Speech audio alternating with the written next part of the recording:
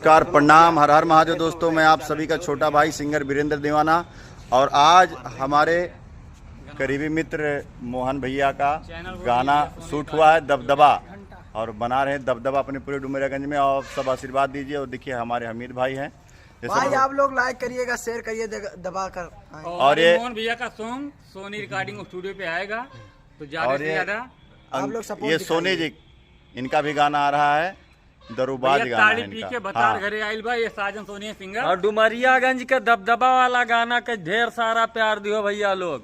दबदबा है और दबदबा रहेगा। रहेगा। और अब की बार आशीर्वाद दीजिएगा। और ये ब्लॉग वीडियो जो आप लोग देख रहे हैं हमारे वीरेंद्र दीवाना ऑफिशियल चैनल पर आएगा। आप लोग आशीर्वाद दीजिए। आप सब हमारे चैनल को सब्सक्राइब करिए। मोहन भैया को भी आशीर्वाद दीजिए।